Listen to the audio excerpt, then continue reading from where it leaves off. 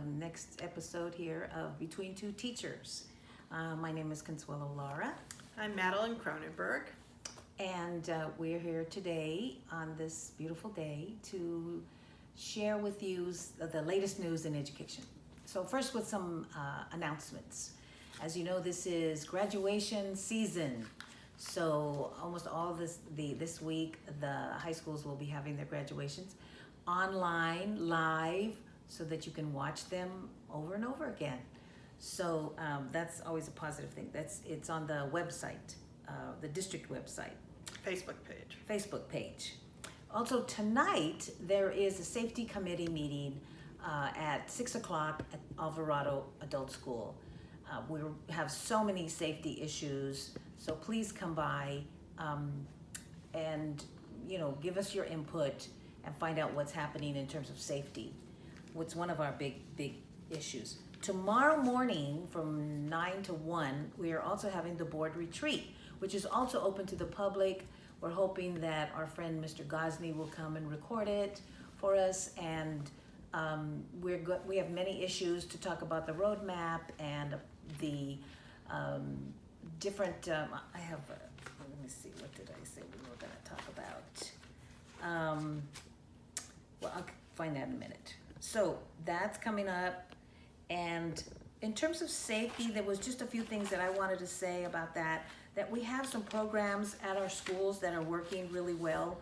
And I would love to see these programs come to our board meetings and share their successes. One being BAP, Bay Area Peacekeepers with Gonzalo Rocobo. And the other is called Peacemakers. And it's also at Helms. And they're getting wonderful results. I think it's, people talk about restorative justice. Restorative justice is wonderful, and there's things we need in addition to that. And I think these two programs might be the things that will make things more effective when it comes to creating safety in our schools. So I'd love to hear from them. And what else do we have? So we have some other great things happening. We have two issues we want to talk to you about, housing and also the League of Women Voters conference that's coming up. Which one do you want to start with? Let's start with housing, but Okay. before I do housing, I want to just give an update on our legislative successes. Yes. So the bills that had been and are still are up in Sacramento were 1505 and 1506. And 1507. 1507 has passed and has gone to the governor.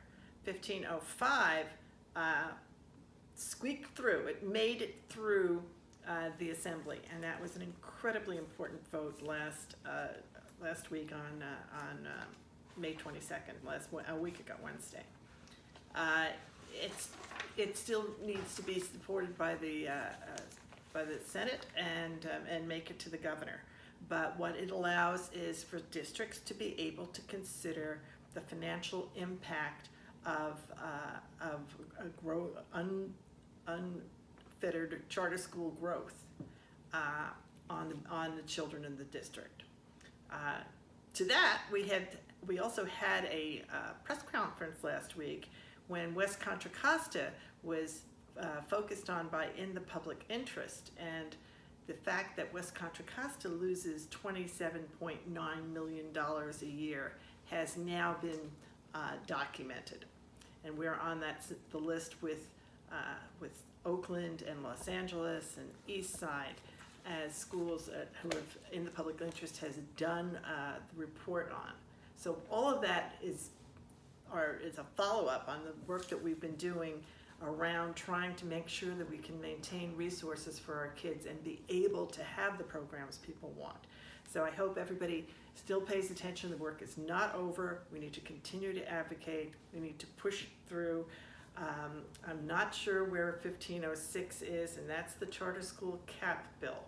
And that is really going to make the difference in whether or not districts like ours that are having the greatest impact and are in risk of financial catastrophe if we continue to have charter growth need to have our charters capped.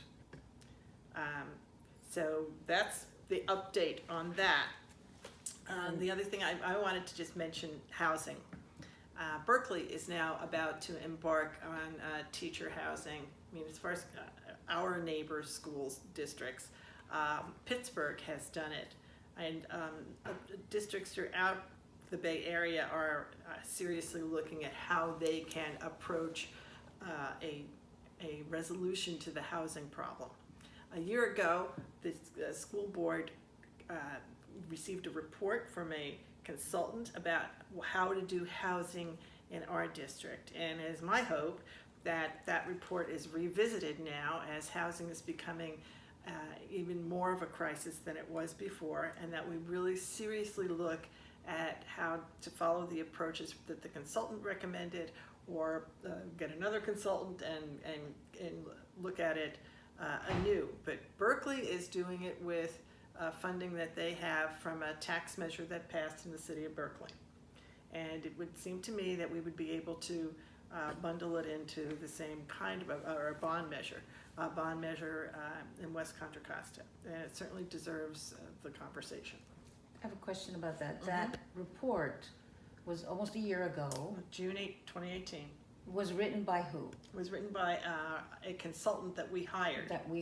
So it is a district report. It's a district report. I'll put a link to it in the, I already sent it to you. That's fascinating. And I will put a link to the report on here in the description. So there's been some groundwork. And we had a hearing on the report. I mean, it was so, but we have so many new people that. Oh yeah.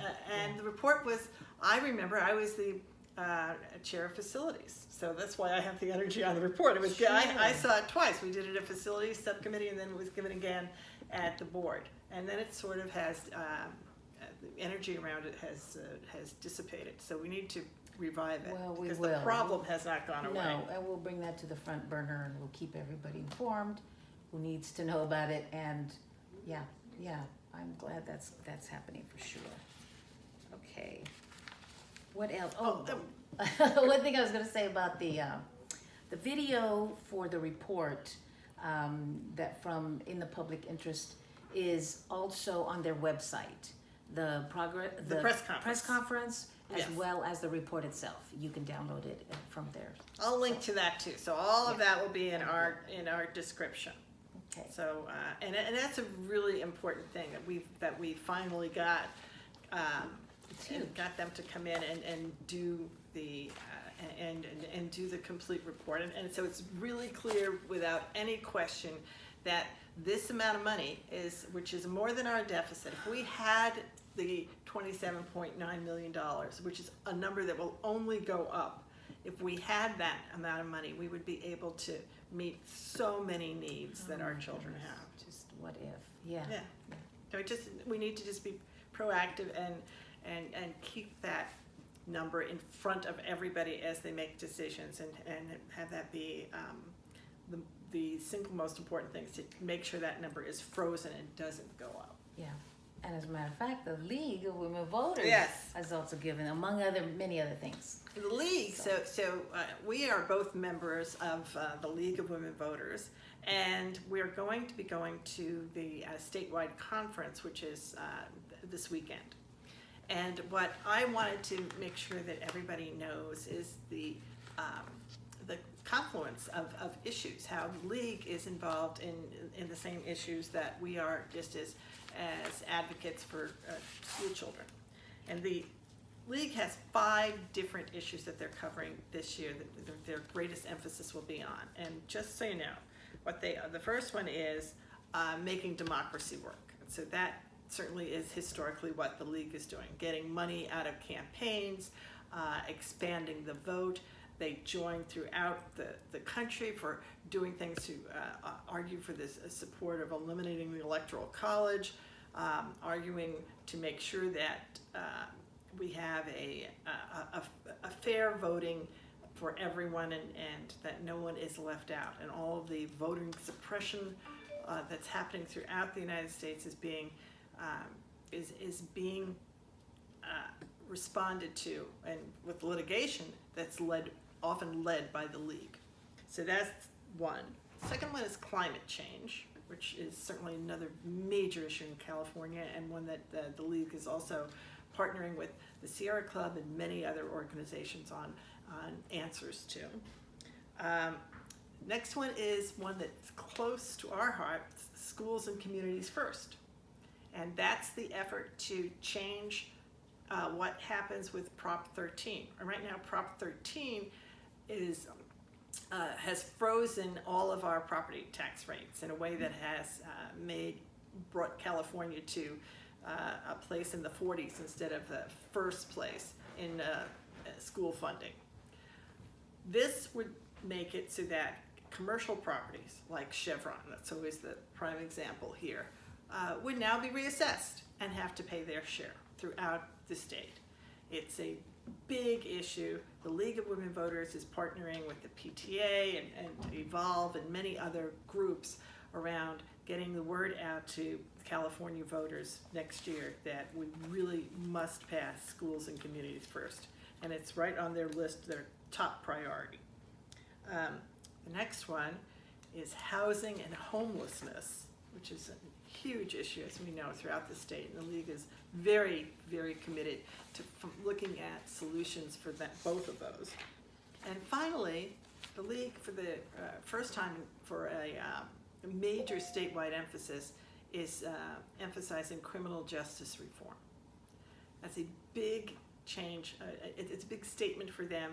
I'm very hopeful that we'll be able to make inroads throughout the state for social justice. And so that's what we'll be doing. We'll be in that statewide conference this weekend, voting to support each of these issues. And Madeline, can just anybody join the Yes, League of Women Voters? anybody can join, and everyone is welcome to join the League of Women Voters. And you can do it, you can join the National League, and ultimately you'll be, if you go to their website, you'll be brought down to your local website, your local league. Our local league here is West Contra Costa County. And so that's, we certainly support you and hope you would want to join West Contra Costa League of Women Voters.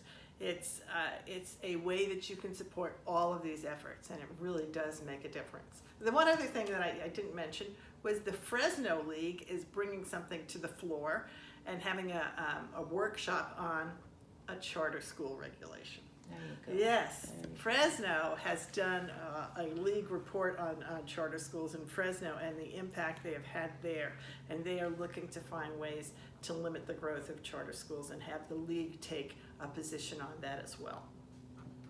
Oh, there you go. There you go. A lot of All great- is one. Yes, so maybe we'll see you tonight at the safety committee meeting or tomorrow morning at the board retreat. Or else be sure to watch the graduations online this weekend. Yeah, and subscribe and ring the bell. Exactly. See you next time. Bye.